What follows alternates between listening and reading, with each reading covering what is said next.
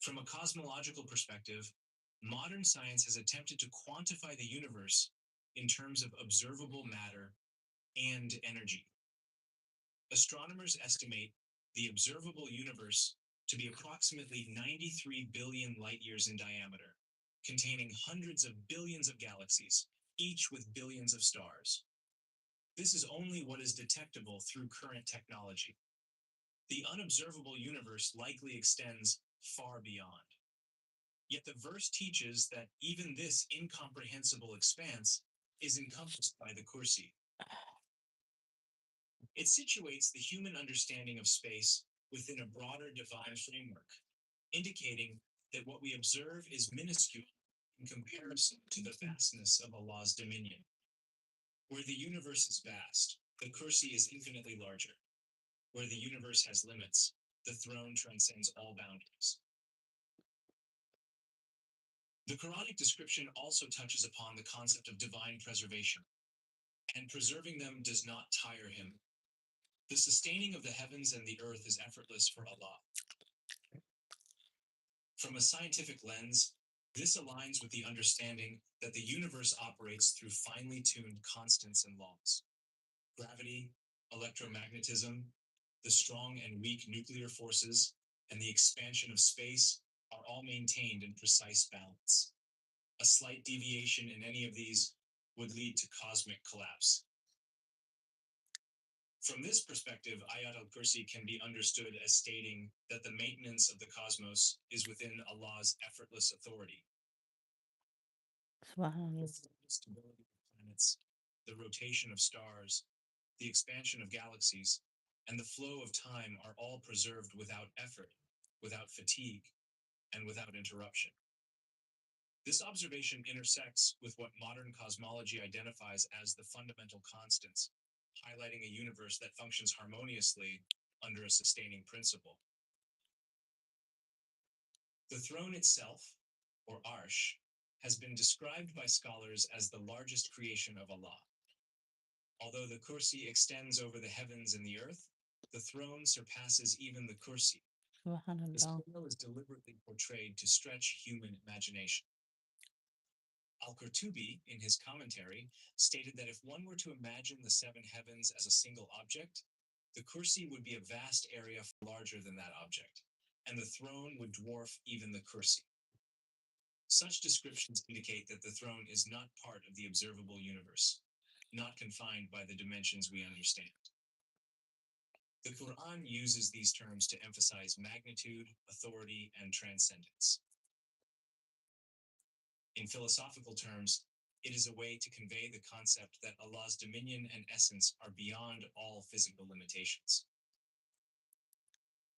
In considering the throne and the kursi, scholars of Kalam and Tafsir have debated the relationship between divine authority and creation. The universe, though vast and intricate, is a creation entirely dependent on Allah. The kursi represents both the authority over creation and the immediate capacity to sustain it. In this way, Ayat al Kursi communicates a dual concept: the transcendence of Allah above creation and the immanence of his authority within it. He is above all things in status, yet he actively maintains every law, particle, and dimension without exertion. This mirrors the understanding that the universe is not autonomous. It functions only because Allah wills and sustains it. The verse also implicitly addresses the human limitation in comprehending the full scope of creation.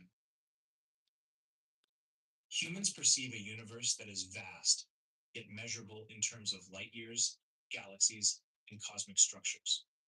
We can observe phenomena, measure forces, and formulate laws, but all these represent a fragment of the larger reality. Ayat al Kursi teaches that no matter how expansive human knowledge becomes, the reality of divine authority and the throne surpasses all comprehension.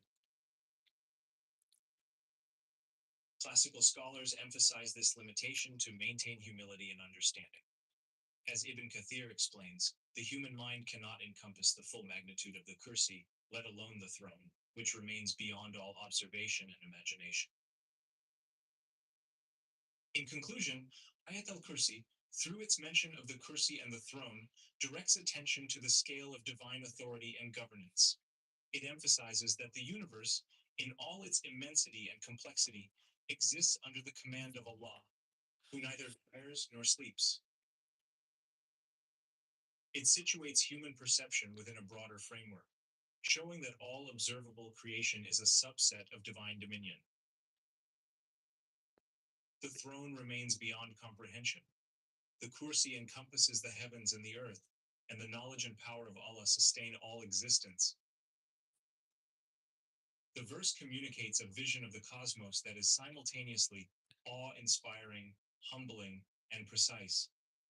A universe operating under absolute authority, maintained effortlessly by a creator whose scope surpasses all measurement, imagination, and observation.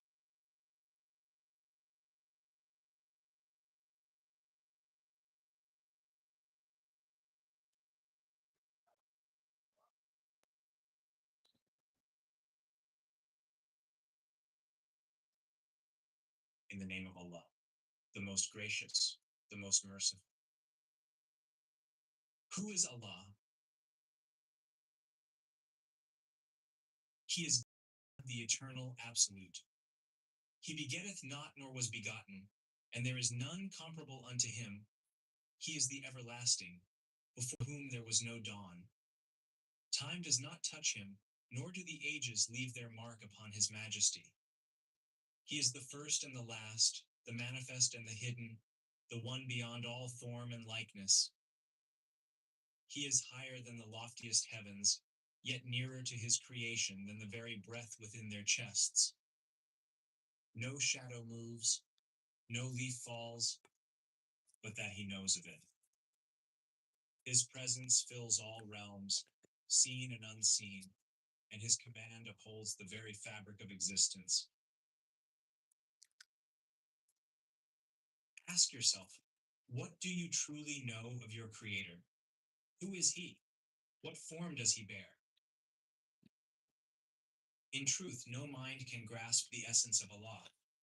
His being lies beyond all imagining, beyond shape, beyond color, beyond the reach of time and the measure of space. How could we, who cannot even comprehend the fourth dimension, fathom the one who brought all dimensions and unseen realms into existence? Know that what we see of creation is but a grain of sand, while what remains unseen stretches like an endless desert beyond our sight. Yet it is our deepest need to seek the knowledge of him as far as our limited minds may reach. For in knowing him, the bond between the creator and the created becomes stronger. Without knowledge of Allah, worship is an empty shell, and without worship, knowledge remains hollow and lifeless. Ibn al-Qayyim said, "The most honorable knowledge is the knowledge of Allah. It is the foundation of every other form of knowledge, and all sciences lead back to it. Whoever knows Allah knows everything else in its right proportion. The more one knows Allah, the more the storms of life grow calm, and the more the heart finds peace in every condition." Imam Ali, may Allah be pleased with him, said, "The first of religion is to know Allah. The perfection of knowing him is to testify to him. The perfection of testifying to him is to believe in his oneness.